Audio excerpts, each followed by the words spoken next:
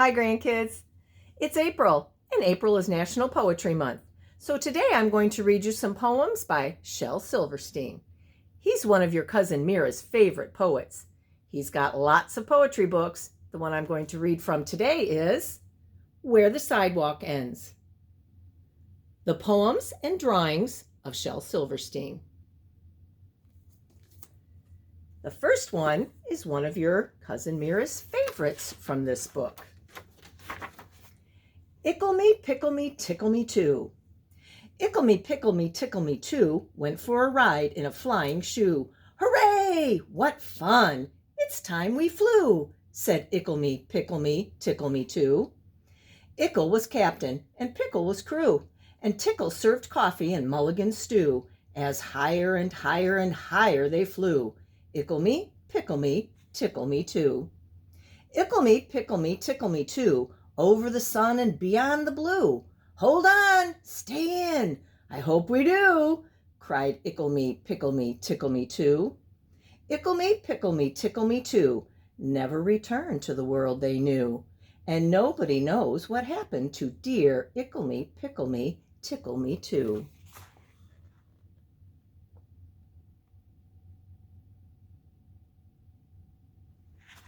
A flying shoe, can you imagine?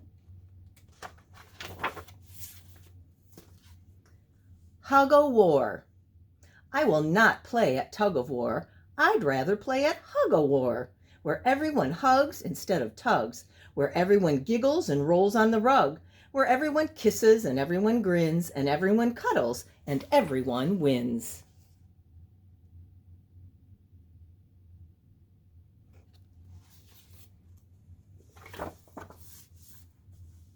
Early bird.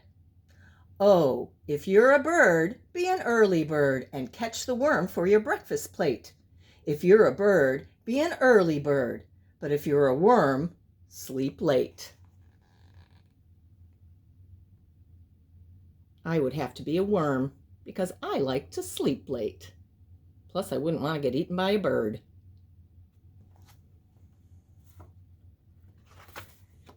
Here's another one of your cousin Mira's favorites. Sick. I cannot go to school today, said little Peggy Ann McKay. I have the measles and the mumps, a gash, a rash, and purple bumps. My mouth is wet, my throat is dry. I'm going blind in my right eye. My tonsils are as big as rocks. I've counted 16 chicken pox. And there's one more, that's 17. And don't you think my face looks green? My leg is cut, my eyes are blue. It might be instamatic flu. I cough and sneeze and gasp and choke.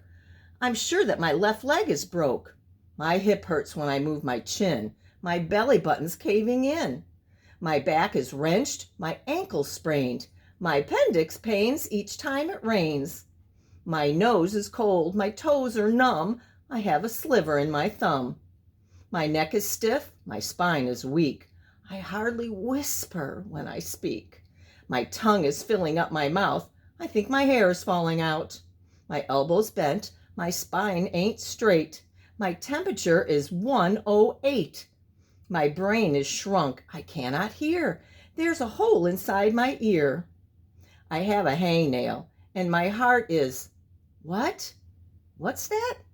What's that you say? You say today is Saturday? Goodbye. I'm going out to play.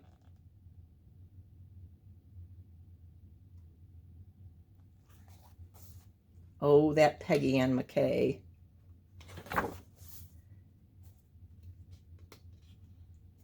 Okay. The last poem I'm going to read from Where the Sidewalk Ends is Sarah Cynthia Sylvia Stout, Would Not Take the Garbage Out. Sarah Cynthia Sylvia Stout would not take the garbage out. She'd scour the pots and scrape the pans, candy the yams and spice the hams. And though her daddy would scream and shout, she simply would not take the garbage out. And so it piled up to the ceilings, coffee grounds, potato peelings, brown bananas, rotten peas, chunks of sour cottage cheese. It filled the can, it covered the floor, it cracked the window and blocked the door, with bacon rinds and chicken bones, drippy ends of ice cream cones. prune pits, peach pits, orange peel, gloppy glumps of cold oatmeal, pizza crust and weathered greens, soggy beans and tangerines, crust of black burned buttered toast, gristly bits of beefy roast. The garbage rolled on down the hall, it raised the roof, it broke the wall. Greasy napkins, cookie crumbs, globs of gooey bubble gum, cellophane from green bologna, rubbery blubbery macaroni, peanut butter caked and dry, curdled milk and crusts of pie, moldy melons, dried up mustard, eggshells mixed with lemon custard, cold french fries and rancid meat, yellow clumps of cream of wheat. At last the garbage reached so high that finally it touched the sky, and all the neighbors moved away, and none of her friends would come to play.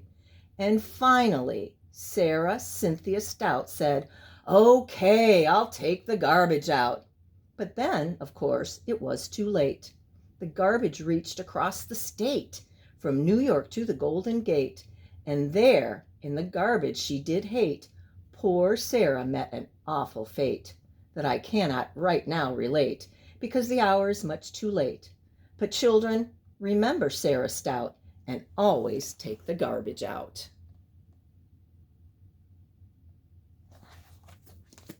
That's a taste of Shel Silverstein's poetry. I'll read some more Shel Silverstein books another time. Love you guys. Hope you thought those were fun. Bye-bye.